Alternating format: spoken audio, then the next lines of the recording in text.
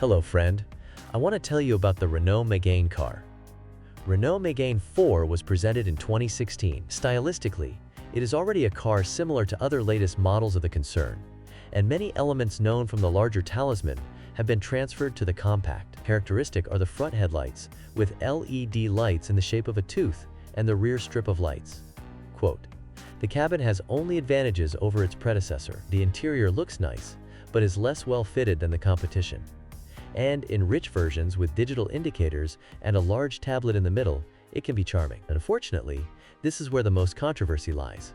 Because the screen does not always work, sometimes it works slowly, and it is here that many functions are controlled. Fortunately, Renault left the air conditioning knobs and basic buttons, so even when the screen goes out, the car remains functional. The new Megane has become slightly more spacious than its predecessor, but still doesn't have much space in the back. Thanks to the longer wheelbase, there is more space in the station wagon and the sedan, with the somewhat misleading name Grand Coupe. It's hard to have any complaints about the trunks of each version. Only the Sporty RS has a significantly smaller one due to its huge exhaust. By the way, the manufacturer provides different values. For example, in the hatchback, it is from 335 through 384, up to 402 liters, depending on the source and type of engine. Therefore, it is best to treat these data as estimates. However, if it helps you, the trunk is more or less the same as in the Golf 7. The range of engines in Megane IV is huge, but the market has verified this, and the 1.6 SCE petrol units and smaller supercharged 1.2 and 1.3 liters dominate. The diesel range has a wide choice of power, while the most popular engines are the well-known DCI with a capacity of 1.5 and 1.6 liters, and it was not until 2019 that the 1.7-liter engine was introduced. When it comes to shore drives, it's best to focus on the 1.6 SCE naturally aspirated petrol engine, whose 115 HP is enough for normal driving. For those who value dynamics, the 1.2 TCE engine with 132 HP can be recommended. The larger engine has a timing belt that should be replaced after 120,000 kilometers, while the smaller has a chain, but it also usually needs to be replaced only after a higher mileage. It's hard to say for sure, because a lot depends on the driving style. In all TCE engines, two phenomena are known: carbon buildup and oil loss in small amounts. The first depends on driving style, and both depend on servicing.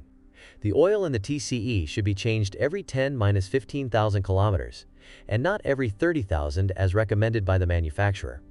More frequent oil changes will reduce carbon buildup, and with relatively low mileage, will settle the engine better. In addition, the oil level should be checked, because it leaks. Both units are fitted with gas systems, which is often a more economical solution than buying a 1.5 DCI diesel version. Nevertheless, the small diesel works great, often ending up in fleets where it covers distances of over 200,000 kilometers.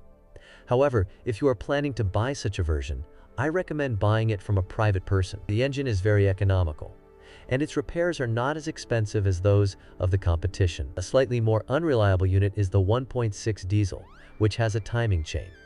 The chain is the weak point. It lasts a long time, but there are cases, and quite often, that it has to be replaced after tens of thousands of km. This is a very dynamic engine, but significantly more expensive to service and repair. Good advice.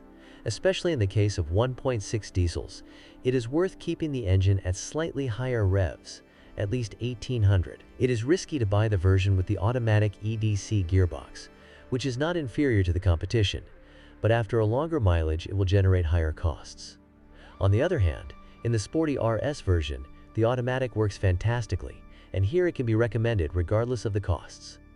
Quote, "The most common failures occur in the area of electrics and electronics. The main source of problems is the equipment, multimedia, central locking, card instead of a key, as well as the engine controller. It is not faulty, but requires software updates from time to time.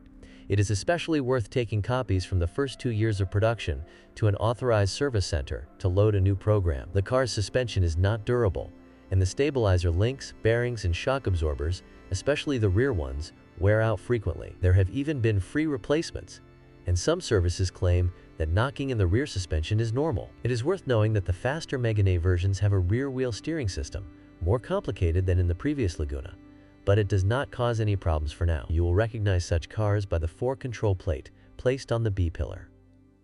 Common faults in Renault Megane: multimedia screen freezing or not working, central locking and card remote control. Error messages: accelerated wear of suspension, stretchable timing chains, belt only on 1.6 SCE and 1.6 DCI, carbon deposits in TCE engines. What to look for: simple versions with a 1.6 SCE engine or a 1.5 DCI diesel. What to avoid: fleet cars, especially 1.5 DCI diesels. Thanks for listening to me. Don't forget to subscribe to the channel and rate my video. If you know of any problems with this car that I haven't mentioned, be sure to write about them in the comments.